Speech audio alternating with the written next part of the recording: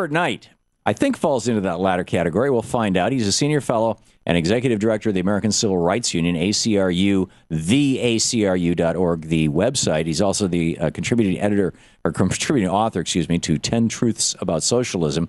They're nasty truths, by the way. More people, more Earth. It says less people. I think you mean fewer people. Save the planet. Stop having kids. Robert, welcome to the program. Hi, Tom. You wrote this piece, National Histrionic. You bad people should be ashamed. I'm not sure that we should be ashamed of having our population grow. It kind of happened. Isn't it like largely the result of technology and the agricultural revolution? And in those places where you have families that are more than 4 or 5 children, almost 100% of the time, women have a lack of access to either education or political power?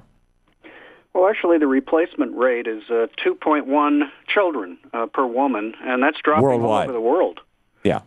You know, even in areas you wouldn't expect. Even in the country of Iran has dropped most steeply in the last 10 years. Right. You know why? But, you know, the United Nations says that Do you know why, Robert? we'll probably stabilize in 2050 at a population of 9 billion and then start depopulating. Right. And, of course, the depopulation has already started in Europe, especially in Russia, where Vladimir Putin last year told everybody to stay home and have sex day because we don't have enough people. So, you know, I think do you understand why these numbers are stabilizing and decreasing? Japan hit this about almost 20 years ago, I guess.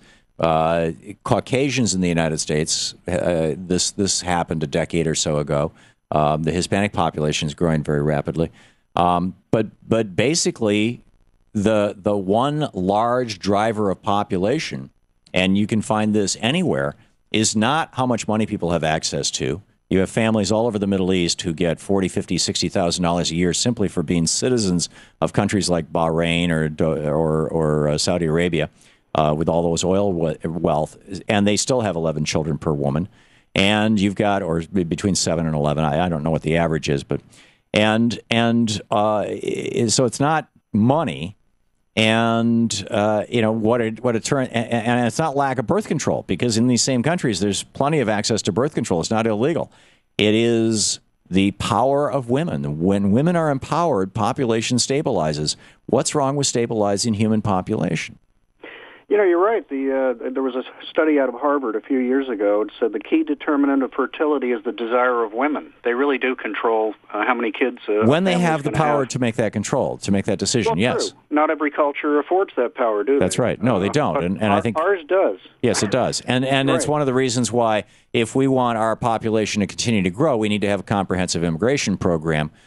Because by and large, the only groups in our country that are growing rapidly are either very poor people, where, again, the women have very little power, very little access to education, or the Hispanic groups, which are still practicing a kind of older form of Catholicism, modern Catholic. I mean, in Italy, for example, the home of the Vatican, Italy is the country with the highest level of use of birth control per person in the world.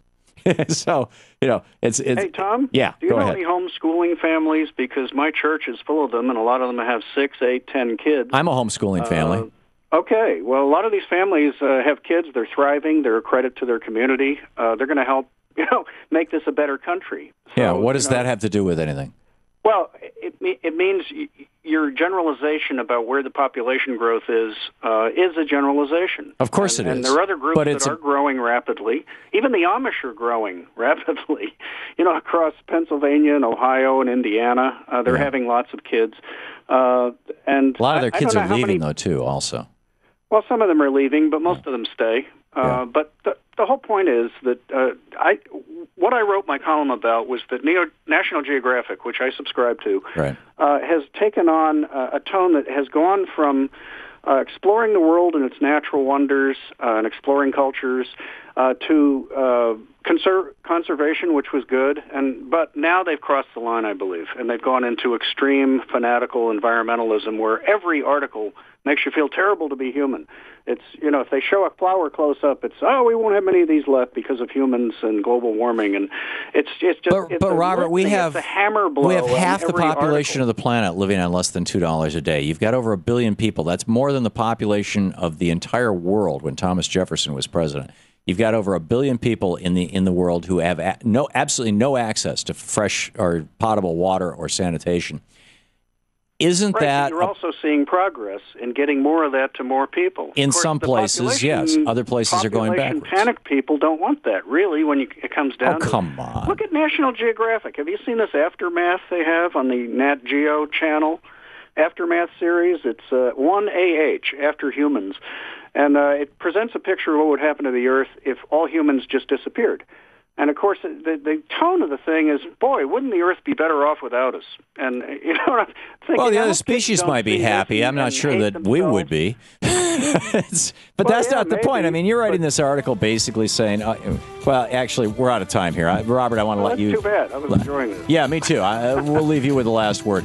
Robert Knight, DACRU.org, the website, the National Histrionics, you bad people, you should be ashamed of yourselves.